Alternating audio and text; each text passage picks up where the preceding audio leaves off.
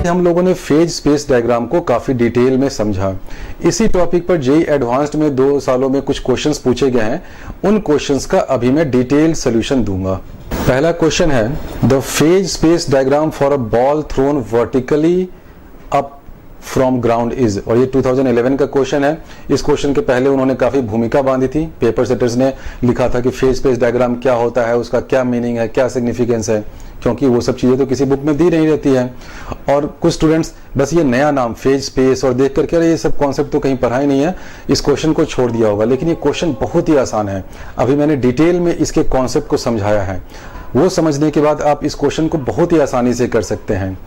क्या दे रखा है क्वेश्चन में, the phase space diagram for a ball thrown vertically upward, यानी कि बॉल को आपने वर्टिकली अपवर्ड थ्रो किया है। और इस क्वेश्चन के शुरुआत में यह भी लिखा था कि वर्टिकल अपवर्ड डायरेक्शन को आप पॉजिटिव लेते हैं, जो नॉर्मल एक कन्वेंशन होता है। तो इसमें से चारों में से कौन सा सही ऑप्शन होगा?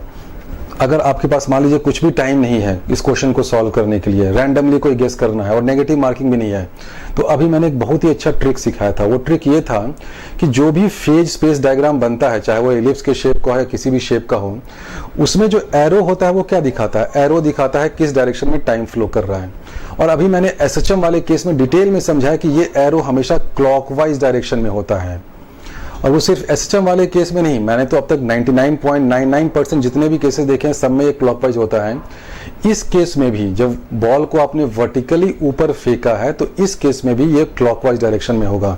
तो आप रैंडमली देखिए कौन सा क्लॉकवाइज डायरेक्शन में है, एक ये है और एक ये है। ये दोनों ऑप्शन को आप वैसे ही आंख मूंद कर बोल सकते हैं कि ये दोनों तो गलत होगा। फिर भी ये तो मेथड ऑफ एलिमिनेशन हो गया। मैं एग्जैक्टली इसको सॉल्व करता हूं कि क्या हो रहा है। बॉल को आपने यहां से ऊपर फेंका, यानी कि पोजीशन क्या था? 0 था। इस पॉइंट पे स्टार्टिंग ऑफ द मोशन में पोजीशन 0 है लेकिन मोमेंटम पॉजिटिव है, यानी कि ये हो सकता है। देखिए पोजीशन यहाँ पे 0 है, मोमेंटम पॉजिटिव है। उसके बाद बॉल ऊपर गया, मैक्सिमम हाइट पे गया, यहाँ पर मैक्सिमम हाइट पर आ गया। उसके बाद क्या हो गया? मोमेंटम उसका डाउनवर्ड डायरेक्शन में है। वहां से देखिए मोमेंटम डाउनवर्ड डायरेक्शन में है और यहां पर आकर फिर उसका पोजीशन 0 हो गया।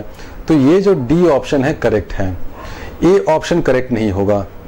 ए और डी में ही क्लॉकवाइज डायरेक्शन में एरो था, इसलिए ए और डी ही करेक्ट होना था।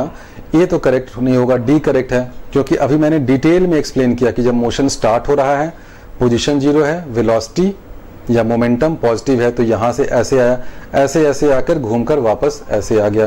ये देखिए क्यों नहीं होगा, क्योंकि जब मोशन स्टार्ट हो रहा है तो पोजीशन को नेगेटिव दे दिया है।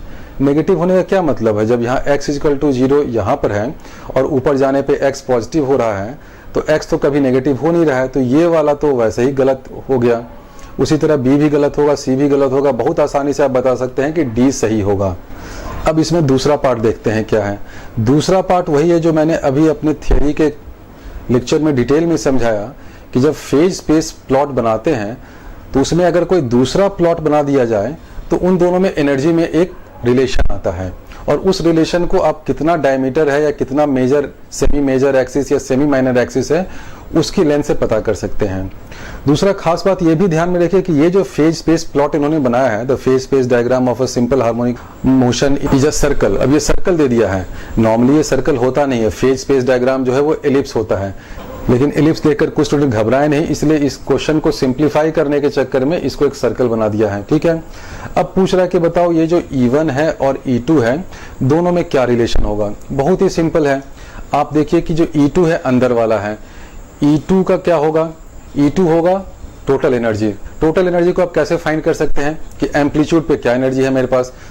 वैसे टोटल एनर्जी तो कांस्टेंट ही रहता है, लेकिन हर जगह क्या होता है, अभी मैंने डिटेल में जो अपना लेक्चर बताया था उसमें क्या लिखा था कि हर पॉइंट पे कुछ एनर्जी काइनेटिक एनर्जी होता है, कुछ एनर्जी पोटेंशियल एनर्जी होता है। तो अब हर पॉइंट पे कुछ कुछ करते रहेंगे तो कुछ कुछ होता है वाली बात हो जाएगी, तो उसको छोड़ दीजिए। आपको अगर टोटल एनर्जी पता करना है तो दो चीजें हैं, या तो आप एम्पलीट्यूड पे आ जाइए, वहां पर सारा एनर्जी क्या होता है? हाफ KA² के टर्म्स में होता है, या आप मेन पोजीशन पे आ जाइए, यहाँ पे सारा एनर्जी क्या होता है? हाफ mv² के टर्म्स में आ जाता है। ठीक है, इस क्वेश्चन में क्योंकि ये वाला पोर्शन दे रखा है, यानी कि एम्पलीट्यूड दे रखा है, मैक्सिमम मोमेंटम कितना है ये दे नहीं रखा है, दिस इज अननोन, तो इसलिए मोमेंटम वाला फॉर्मूला जो है हाफ mv², वेलोसिटी वाला, उसको मैं यूज नहीं करूंगा। एनर्जी के लिए मैं ये हाफ KA² वाला, हाफ के spring constant into amplitude square, ये वाला फॉर्मूला यूज करता हूं। तो E2 क्या हो जाएगा, हाफ के ए स्क्वायर हो गया। दूसरा अब देखें E1 में तो ये a के बदले 2a हो गया, तो ये हो जाएगा E1 इक्वल टू हाफ के 2a स्क्वायर। और दोनों बॉडी का देखिए k सेम होगा, इसमें कहीं पर लिख रखा होगा represent the same oscillator but for different initial condition. Same oscillator है, इसका मतलब स्प्रिंग कांस्टेंट k तो सेम होना ही है, इसमें m भी सेम होना है, बस दोनों केस में क्या किया है कि एम्पलीट्यूड आपका बढ़ा और घटा दिया है। तो अब देखिए E1 E2 में क्या रिलेशन होगा, बहुत सिंपल है भाई, E1 is equal to 4 times E2। इससे भी आसान कोई क्वेश्चन हो सकता है क्या जेईई एडवांस में? बिल्कुल नहीं हो सकता है। लेकिन बहुत सारे स्टूडेंट्स ने इस क्वेश्चन को छोड़ दिया था, ये देखते ही कि ये क्या हो रहा है, कंसेंट्रिक सर्कल क्यों बन रहा है, फेज स्पेस क्या होता है, पूरा देखा पैराग्राफ टाइप क्वेश्चन है, फेज स्पेस में नया कॉन्सेप्ट है, समझ में नहीं आएगा करके छोड़ दिया। लेकिन इतना सिंपल सा क्वेश्चन है, इसका आंसर क्या होगा, E1 is equal to 4 times E2। तो ये सी ऑप्शन इज करेक्ट।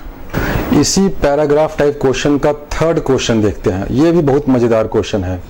इसमें एक डैम्ड ऑसिलेटर दे दिया है। डैम्ड क्यों है कि उसको पानी के अंदर ऑसिलेशन करा रहा है, इस बेचारे ब्लॉक को डुबकी दे रहा है, डुडुक डुडुक अंदर ऊपर नीचे करते रहो, लेकिन अंदर ऊपर नीचे करते करते तो ये रुक जाएगा क्योंकि पानी में और उसमें विस्कोसिटी फोर्स वगैरह आएगा। तो वही क्वेश्चन में देखा, consider the spring mass system with the mass submerged in water as shown in the figure, the phase space diagram for one cycle of the system is, मतलब एक साइकिल नीचे से ऊपर जाना फिर वापस नीचे तक आने में कैसा फेज स्पेस डायग्राम बनेगा। इस क्वेश्चन में भी आप वो वाला ट्रिक लगा सकते हैं। कौन सा ट्रिक? जो किसी बुक में नहीं दिया हुआ है। वो ट्रिक ये है कि जो भी फेज स्पेस डायग्राम बनता है उसमें एरो क्लॉकवाइज डायरेक्शन में ही होता है। आप इसको आंख मूंद के इस चीज को कहीं भी यूज कर सकते हैं। कोई भी ऐसा हो, अगर या तो एलिप्स हो या जैसे इसमें एलिप्स नहीं बन रहा है, क्यों एलिप्स नहीं बन रहा है, ये स्पाइरल टाइप का बन रहा है। क्यों बन रहा है? क्योंकि एम्पलीट्यूड घटता जा रहा है। क्यों घट रहा है? पानी है, पानी जो है वो मोशन को रिटार्ड कर रहा है, तो एम्पलीट्यूड घटे या कुछ भी हो, लेकिन ये जो टाइम फ्लो वाला एरो है ये क्लॉकवाइज ही रहेगा। अभी जो हम लोगों ने लेक्चर में देखा था तो वो क्या हो रहा था, एक क्लोज सर्कल या एलिप्स बन रहा था एसएचएम का। क्यों बन रहा था?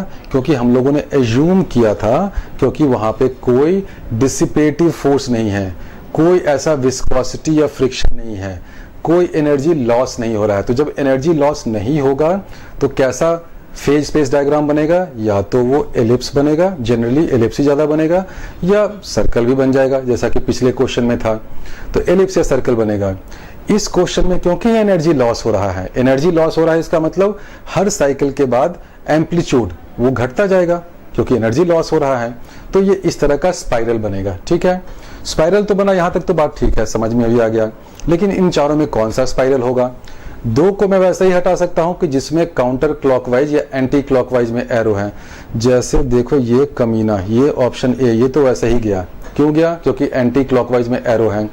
उसी तरह और कौन सा है एंटी क्लॉकवाइज वाला? हाँ, ये एक पकड़ाया, इसमें भी एंटी क्लॉकवाइज है, ये ऑप्शन भी गया। ठीक है, इसमें करेक्ट ऑप्शन क्या होगा? अब ये दोनों में करेक्ट ऑप्शन है। ठीक है, ये इसलिए नहीं हो सकता है। क्यों नहीं हो सकता है? क्योंकि स्टार्ट किया ये कम एम्पलीट्यूड से और जैसे जैसे जैसे टाइम बढ़ता गया एम्पलीट्यूड बढ़ गया। अरे ये तो कभी हो ही नहीं सकता है। जब आप एक विस्कस मीडियम में हो, जब आपका एनर्जी लॉस हो रहा है तो एम्पलीट्यूड तो बढ़ ही नहीं सकता है। इनिशियली एम्पलीट्यूड यहाँ पे था, ऐसे ऐसे ऐसे होकर यहाँ गया। ये ऑप्शन भी गलत है, तो ये बी ऑप्शन ही सही है। बी ऑप्शन क्यों सही है मैं उसको दोबारा समझाता हूं, क्योंकि ये तो अभी मैंने मेथड ऑफ एलिमिनेशन किया कि ये गलत ये गलत ये गलत। देखिए आधा मिनट का ये क्वेश्चन था। अगर आपने कॉन्सेप्ट को समझ रखा है तो with in half a minute you can solve this question. कोई न्यूमेरिकल कैलकुलेशन नहीं करना, कोई लंबे लंबे फॉर्मूला नहीं लगाना, सिर्फ क्वेश्चन को देखना, समझना और सॉल्व करना। तो बी ऑप्शन क्यों करेक्ट है मैं बताता हूं। बी ऑप्शन में देखिए मोशन स्टार्ट हुआ, बिल्कुल सही है। मोशन जो है अपने एम्पलीट्यूड से स्टार्ट हो रहा है तो यहां से स्टार्ट हुआ। उसके बाद क्या है? उसके बाद बॉडी नीचे जा रही है, नीचे जा रही है, इसका मतलब मोमेंटम उसका डाउनवर्ड डायरेक्शन में है, नेगेटिव है। ऐसे ऐसे ऐसे ऐसे गया, होते होते होते फिर जब इसका मोमेंटम जीरो हुआ, इस पॉइंट पे मोमेंटम जीरो हुआ मतलब एम्पलीट्यूड पे, तो वो एम्पलीट्यूड यहां पर आकर कम हो गया। क्यों कम हुआ? क्योंकि यहां पर तो एम्पलीट्यूड ज्यादा था, ऐसे ऐसे मोशन स्टार्ट होकर यहां पर जब आ गया तो एम्पलीट्यूड कम होना ही था। इसलिए कम होना था क्योंकि एनर्जी लॉस हो रहा है। यहां पर पानी डाला है, पानी के अंदर तुम ऊपर नीचे छपक छपक करोगे तो आपकी एनर्जी तो विस्कोसिटी के कारण थोड़ी सी घटेगी ही, तो इसलिए बी ऑप्शन करेक्ट होगा। ए देखिए क्यों नहीं करेक्ट होगा, ए में भी देखो दे तो रखा है एम्पलीट्यूड, इसमें भी कम हो रहा है, लेकिन ए क्यों नहीं करेक्ट होगा, ए इसलिए करेक्ट नहीं होगा। देखिए यहाँ पर पोजीशन क्या है, पॉजिटिव है, आप पॉजिटिव पोजीशन पे हैं, यानी कि एक्स ये क्या है आपका एम्पलीट्यूड पे है, आप एम्पलीट्यूड पे बैठे हुए हैं, ठीक है, एम्पलीट्यूड पे आप बैठे हुए हैं और उसके बाद आप पॉजिटिव मोमेंटम लेकर जा रहे हैं, तो कैसा एसएचएम होगा, एम्पलीट्यूड पे आप पॉजिटिव मोमेंटम मतलब आप टुवर्ड्स राइट जा रहे हैं, इक्विलिब्रियम पोजीशन से दूर जा रहे हैं, ये तो कभी एसएचएम हुआ ही नहीं।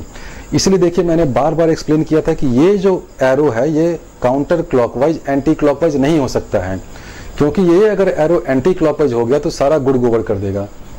मैं दोबारा समझाता हूं कैसे हो रहा है। आप यहां पर हैं, एम्पलीट्यूड पे हैं, ठीक है, आप एम्पलीट्यूड पे बैठे हुए हैं, एम्पलीट्यूड पे तो आपका मोमेंटम, अगर आप पॉजिटिव एम्पलीट्यूड पे हैं तो आपका मोमेंटम तो टुवर्ड्स लेफ्ट होना चाहिए, टुवर्ड्स इक्विलिब्रियम होना चाहिए। इसमें क्या कर दिया है, मोमेंटम को देखिए पॉजिटिव बना दिया है, क्योंकि इस क्वाड्रेंट में क्या है, मोमेंटम तो पॉजिटिव है, आप फर्स्ट क्वाड्रेंट में है, पॉजिटिव मोमेंटम लेकर आप एम्पलीट्यूड पे बैठे रहोगे तो कहाँ जाओगे, इधर जाओगे, इधर जाओगे तो क्या हुआ, एसएचएम तो हुआ ही नहीं, तो ये ऑप्शन गलत है। सी को भी मैंने गलत प्रूफ कर ही दिया था, डी भी गलत है। देखिए क्यों, क्योंकि देखिए क्या कर रखा है इसमें, यहाँ से स्टार्ट किया है कम एम्पलीट्यूड से और धीरे धीरे टाइम फ्लो कर रहा है तो एम्पलीट्यूड ही बढ़ा दिया है, ऐसा तो कभी हो ही नहीं सकता है। तो डी भी गलत है, सी भी गलत है, ए भी गलत है, B is the correct option. JEE 2015 का भी बहुत ही अच्छा क्वेश्चन है फेज स्पेस प्लॉट पे ही। इसमें दो फेज स्पेस प्लॉट दे रखा है, एक इलिप्टिकल है एक सर्कल है, दोनों की एनर्जी को कंपेयर करना है, ओमेगा को कंपेयर करना है। ये दे रखा है टू इंडिपेंडेंट हार्मोनिक ऑसिलेटर्स, यानी कि दोनों अलग अलग हैं, दोनों का के अलग हो सकता है, दोनों का एम अलग हो सकता है, दोनों का ओमेगा अलग हो सकता है। ये मत कहना कि के सेम हो, ये मत कहना कि ओमेगा सेम हो, इंडिपेंडेंट अलग अलग, ठीक है। दो अलग अलग हार्मोनिक ऑसिलेटर्स हैं ऑफ इक्वल मास, अच्छा मास इक्वल है, चलो भाई तुम्हारा कुछ काम आसान कर दिया, और oscillating about the origin with angular frequency omega 1 and omega 2, दोनों अलग अलग हैं, have total energy E1 and E2, the variation of their momenta P with position X is given, P with X, यानी कि इसमें फेज स्पेस नाम का डरावना सा टर्म यूज नहीं किया है, सिर्फ ये दिया है कि variation of P with X are shown in figure. अब दे रखा है कि a by b equal to n square and a by r is equal to n, then the correct equation is r, इसमें मोर देन वन ऑप्शन में भी correct. तो इस तरह के क्वेश्चंस में आप जो बेसिक फॉर्मूला होता है एनर्जी का, एम्पलीट्यूड और मोमेंटम के टर्म्स में उसको लिखिए। ये E1 है तो E1 को मैं क्या लिख सकता हूँ, E1 is equal to half K1 a square. अब a यहाँ पे क्या है, ये a दे रखा है, पहले की मैं बात कर रहा हूँ a स्क्वायर। अब ये K1 K2 दोनों का अलग होगा, लेकिन क्वेश्चन में मुझे K1 K2 तो नहीं पूछा है, ओमेगा 1 ओमेगा 2 पूछा है, और मुझे मालूम है ओमेगा क्या होता है, K बाई M होता है। तो किसी भी बॉडी के लिए K को मैं लिख सकता हूँ M ओमेगा स्क्वायर, बहुत सिंपल है, दोनों का मास सेम है, केवल मैं K1 को लिखी तो ओमेगा 1 स्क्वायर हो जाएगा, K2 को लिखूंगा तो ये हो जाएगा M ओमेगा 2 स्क्वायर, ठीक है। तो K1 K2 को मैं हटाता हूँ, उसको M ओमेगा के टर्म्स में लिखता हूँ, तो इसको हटा दिया मैंने हाफ K1 स्क्वायर को, और इसको लो मैं लिखता हूँ हाफ M क्योंकि दोनों में सेम है, omega 1 square into a square. उसी तरह E2 को आप लिख सकते हैं half M omega 2 square into ये हो गया R स्क्वायर। E2 वाले में क्या है, R दे रखा है, तो लो यहाँ पे मैंने लिख दिया R स्क्वायर। अब इससे आप E1 बाई E2 फाइंड कर सकते हैं, तो इसको E1 बाई E2 में डिवाइड कर दूं तो ये हो जाएगा। अब इस क्वेश्चन में बस कैलकुलेशन ही बहुत सारे हैं, खूब सारे फॉर्मूले को जंबल अप करके ऊपर नीचे करेंगे तो आंसर आ जाएगा। तो मैं लिख सकता हूँ E1 by E2 is equal to omega 1 square by omega 2 square divide by a square by r square, ठीक है। अब a square by r square question में दे रखा है, उसकी वैल्यू क्या है, a square by r square की वैल्यू है n स्क्वायर, लेकिन अभी भी ये कोई ऑप्शन में मिल नहीं रहा है, तो अभी मुझे कुछ और मेहनत करनी पड़ेगी। अभी तो मैंने एनर्जी को किसके टर्म्स में लिखा है, एम्पलीट्यूड के टर्म्स में, लेकिन इस एनर्जी को आप ये b के टर्म्स में तो लिख सकते हैं। b क्या होता है, मैक्सिमम मोमेंटम, तो इसको अगर मैं उसके टर्म्स में लिखूं तो ये हो जाएगा E1 is equal to b square by 2m। ये क्यों होगा, b क्या है, देखिए px डायग्राम है ना, तो ये b जो है वो मैक्सिमम मोमेंटम है, तो मैक्सिमम मोमेंटम अगर b है तो एनर्जी क्या होगा, b स्क्वायर बाई 2m। उसी तरह आप लिख सकते हैं E2 इज इक्वल टू, अब ये तो सर्कल है तो इसको मैं लिख सकता हूँ R स्क्वायर बाई 2m। अब यहाँ से आप लिखिए तो क्या हो जाएगा, E1 by E2 is equal to b square by r square. ठीक है, अब ये आ गया b square by r square. अब आपको मालूम है कि बी और ए में एक रिलेशन दे रखा है, वो क्या दे रखा है, यहां से देखिए ए और बी में क्या रिलेशन दे रखा है कि b by a is equal to 1 by n square. अब इसमें खूब सारे फॉर्मूले हैं, उसको ऊपर नीचे करेंगे तो ये सब सिंप्लीफाई होकर ये सॉल्व हो जाएगा। मैं कर ही देता हूं, क्यों छोड़ूं इसको मैं। तो E1 बाई E2 हो गया, तो ये b square by r square हो गया। अब इस b को आप a के टर्म्स में लिखेंगे। अब बोलेंगे अब क्यों ए बी क्यों कर रहे हैं भाई, ये सब क्यों कर रहे हैं, क्या फायदा है। वो इसलिए फायदा होगा क्योंकि b और r में कोई रिलेशन नहीं दे रखा है क्वेश्चन में, लेकिन a और r में दे रखा है। तो इस b को मैं a के टर्म्स में कन्वर्ट करता हूं, तो ये हो जाएगा a square by n to the power 4 into r square.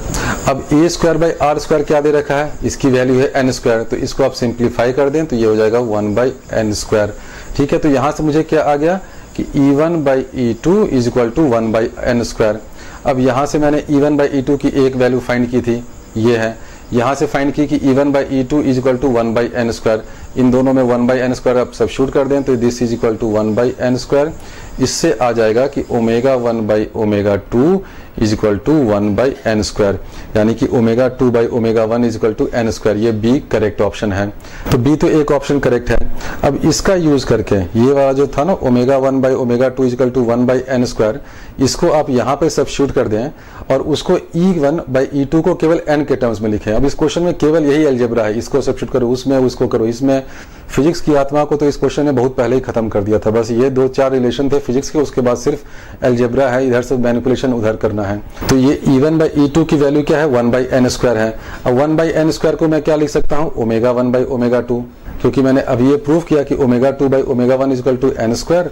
तो E1 by E2 is equal to omega 1 by omega 2, इसको आप लिख सकते हैं। फिर आप यानी कि यहाँ से लिख सकते हैं E1 by omega 1 is equal to E2 by omega 2। इसका मतलब ये जो है डी ऑप्शन करेक्ट है, बी को मैंने पहले ही करेक्ट प्रूव कर दिया था। तो ये क्वेश्चन देखिए बहुत ही सिंपल था। इसमें जहां तक फिजिक्स की बात है, फिजिक्स ये वाला इक्वेशन था कि total energy is equal to this thing, ये फिजिक्स का इक्वेशन था कि total energy is equal to this. फिर ये फिजिक्स का इक्वेशन था और ये था। उसके बाद ए और आर और बी और आर में बस रिलेशन दे रखा था एन के टर्म्स में, उसी को आप मैनिपुलेशन करते रहें, करते करते आप यहाँ तक पहुंच जाएंगे कि E1 by E2 is equal to this thing. तो इसको और इसको आप यूज करके फाइंड कर सकते हैं कि omega 2 by omega 1 is an square. उसके बाद आप क्या करें, उसके बाद आप सिंपली इसको और इसको यूज करें और उसमें एन स्क्वायर की वैल्यू को ये डाल दें, omega 2 by omega 1 equal to N square. तो उससे ये रिलेशन आ गया, तो आप लिख सकते हैं E1 by omega 1 equal to E2 by omega 2। तो ये फेज स्पेस प्लॉट पे 2 सालों में पूछे गए क्वेश्चन थे और ये क्वेश्चंस रिलेटिवली आसान थे। बस आपको फेज स्पेस प्लॉट या पीएक्स डायग्राम है उसके कॉन्सेप्ट को समझना था कि ये पीएक्स डायग्राम किस चीज को, किस कॉन्सेप्ट को, किस ग्राफ को, किसके लोकस को रिप्रेजेंट कर रहा है।